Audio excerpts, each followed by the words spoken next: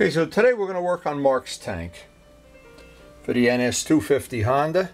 First thing, of course, is we got to pull off the hardware, the rubber grommets, the boots. Look over what the overall condition of this is. I don't know if it's going to need any body work.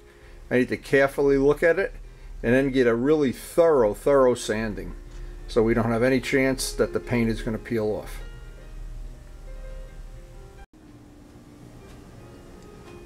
Yesterday we got this much of the priming done, actually 2 days, and we still have, actually Mark's taken over the whole shop here. We've got some serious body work. Now depending on how the day plays out, I may get some work on those panels done, but you can pretty much figure this out. Mark has basically taken over the shop. Now as I'm getting this ready to paint, I just had a big chunk of paint come off. I see this area down here this is one of the things that I say, if you don't get these bubbles and these wrinkles and all of the things that are going to be a problem, and sometimes you really have to put some elbow grease into this stuff to get back down to bare metal. But the ultimate trick is to get it down to bare metal, clean it up, do the total cleanup with prep wall. And you can see this is going to take a few minutes of sanding to get this done. Now, if I have to, I can use a wire brush. I can use any tool I want, but I've got to get rid of the rust. You can't paint over rust. That's Russian roulette with 5.5 bullets in the gun. And we're down to where, see, because this bike had been painted already, things like this become a problem because we have 2 coats of paint and it's pulling the first coat of paint right off the metal.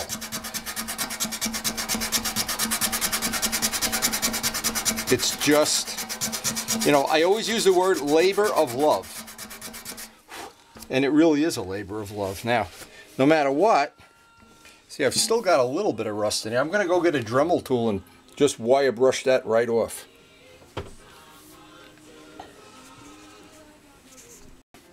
Now, a super important thing about, I think super important thing here, is that when you bring a gas tank over, you don't have any gas in it. This one looks empty. I guess Mark didn't bother leaving me the key here. I better email him that because we definitely want to get that cap off before I go on to any final paint job. Maybe I'll just take it off with a hacksaw. Anyway, the other thing that's going to be a big issue here, I see Mark has tried to heat gun these off. Sometimes these come off, sometimes they don't. But on a job like this, you just gotta, before I even started, I want to see what I have to deal with.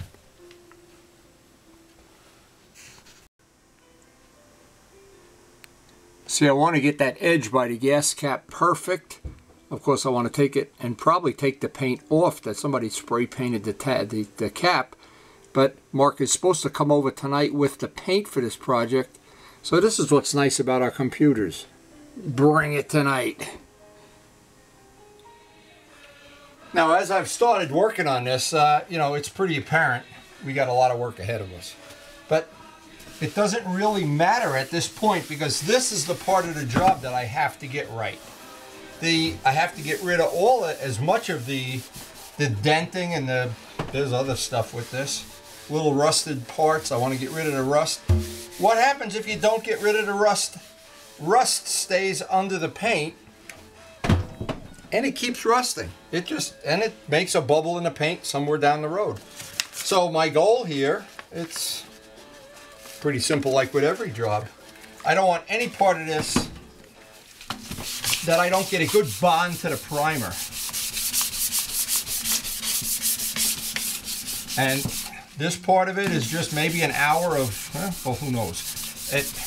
And Mark has done some of the body work, which looks pretty much okay, but the main thing is to get rid of the rust. Because if you prime over rust, it just comes back. It's like Twilight Zone, it just reappears somewhere. So I've got my water, I've done my simple green, I've used up about 6 of these Brillo pads. I am determined, and it's something I would do no matter what the job was. I really want to have the base of this, if nothing else. The gas tank is probably going to be the most laid metal. Maybe that, I shouldn't say that, that fairing. But all of these spots where we're down to bare metal, I want to get it all sanded, and then immediately, assuming it stops raining, get out there and prime it.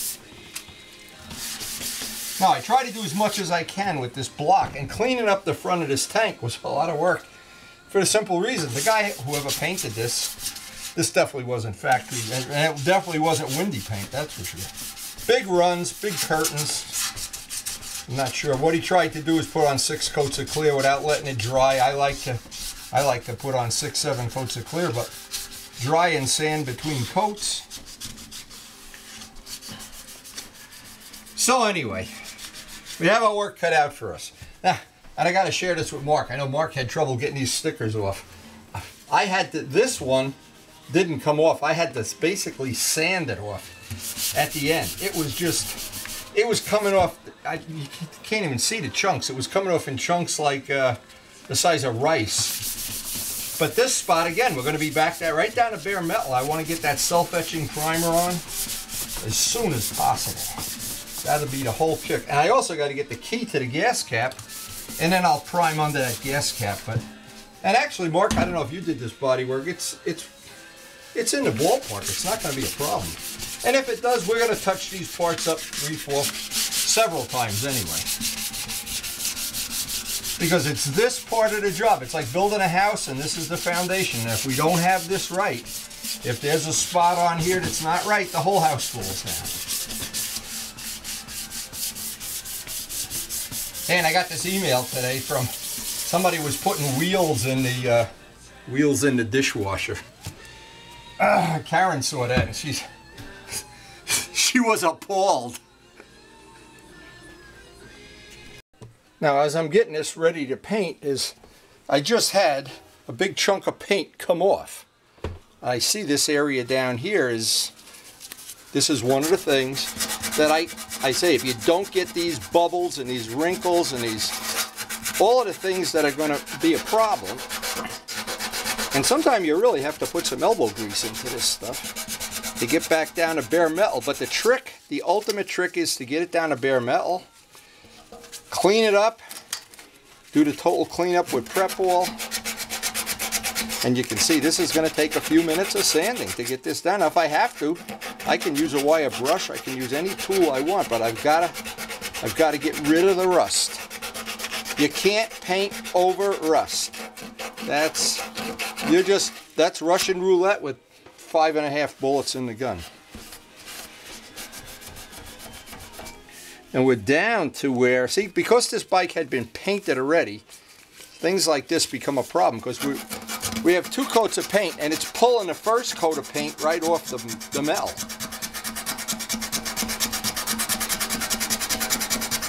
It's just, you know, I always use the word labor of love.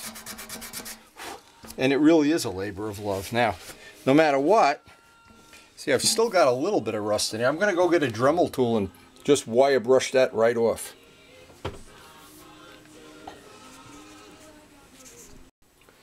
Now, I call this the nuclear option. I got the drill press on the highest speed, a soft, clean wire brush.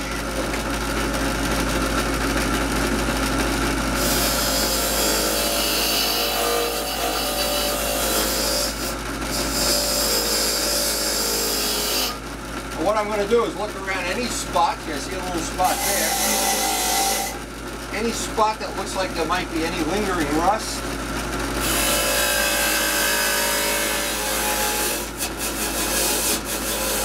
It's a very disappointing thing to paint a hole, spend hours and hours and all the money to paint,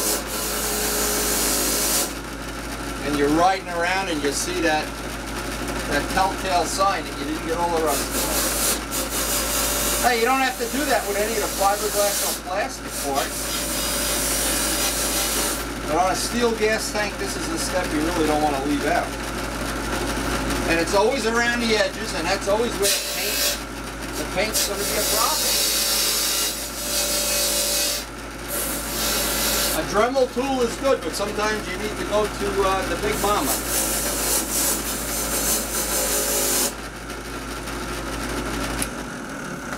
So So we've got this. Now I'm going to go and hand sand it, but we've got this. This is one of the steps. Yeah, you can just go paint, but you might get lucky. But the odds are good you're not going to get lucky. Boy, it's difficult paint. Now what I did, this coat's going to get sanded out, of course, so it doesn't really matter. But boy, oh boy, the wind is howling out here. It stopped raining, so I wanted to get out here and get the prime on. I'll leave it out here till it tacks up, and then put it in by the heating vent. Now, while our tank is drying up, I wanted to show this little technique. This is 400 dry sandpaper. It says wet and dry, but it's really not. This is stuff you can buy in Lowe's. It's relatively inexpensive, but here's what it's really good for. When you have primer is dull, and it's hard to pick up the flaws. But if I candle this and I see a flaw in it, what I try to do is I just try to dry sand it until well, you see what happens. It picks up the primer. But now, what that's allowing me to do, let me get a little bit more than that. Maybe you can see it.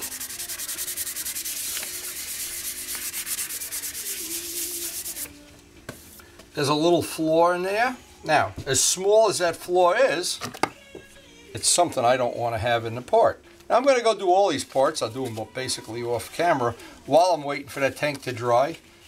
Or, if I do have a little, Karen's got to tell me if she needs to go shopping today. If not, we'll work on those fairing parts. Now, I could feel this. I can see it. It's right here. And all these little spots we could wet sand out. And I'm looking around. Some of these don't even need to be picked up like that. But dry sanding them helps you pick up where the flaw is. And usually I would use my hand. I also would make sure all these edges are radius. Once again, because if the paint is going to peel or chip, it's going to be right on that edge.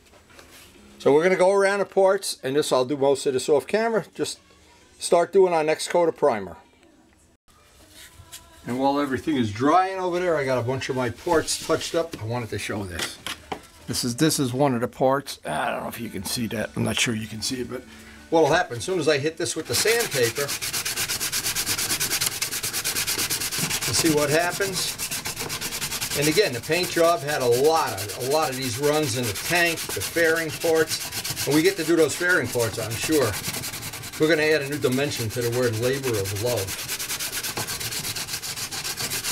But these old parts, especially these edges, these old parts, when you bring them back, wow, you do get a sense of satisfaction that I don't know that you get that same satisfaction, if you don't do all of this maintenance or whatever you want to call it. Now, I could still feel it with my hand. Basically, take the sandpaper, turn it around. And again, a job like this, you go through a lot of sandpaper. There's no way to avoid it. You go through, we're on our third can of primer. But when you think of all the material you use on a job like this, you use a ton of material. But at the end, boy, do you have something special. Now, in my case, when I go out to the garage and I just walk around at the end of a workday, I think, who cares about the cost of that sandpaper? All right, nice. But that's what we're striving for. We're going to keep working on these parts over and over again until we get them as nice as we possibly can. These are the little spots that the dry sanding picks up for you. That little trick of dry sanding out, we got a little imperfection up there. And this whole piece had to be sanded. I had to grind away at that with some 80 grit here to get that level. This whole side, if you look at how many, there's a lot of work on these parts. Now, it's irrelevant how much work there is. What's important is at the end of this, we're going to have a part with a reasonably nice prime surface ready for the paint.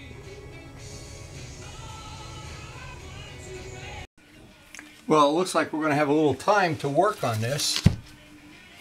At least get the basic prep done. Boy, this is rough. So what I decided to do, I'm going to the nuclear option. This is industrial sandpaper. This is really mean stuff. But the good part with this, I'll cut up about 20 sheets of this. I can cut it to any size I want. I wanted to show this just quick. This is industrial stuff. It's not the stuff you buy in the store. The you know, it's made to sell at Lowe's or something. But here's what this material does. This, when you have a ton of paint, this has, I can see it has a ton of paint. I can get a lot of the really rough stuff off really quickly with this. And you can see how quickly that picks up paint. Now you got to be obviously real careful with this. This really takes a lot of material. You could actually, you know, put a hole in there or a dent or something. But this is good stuff.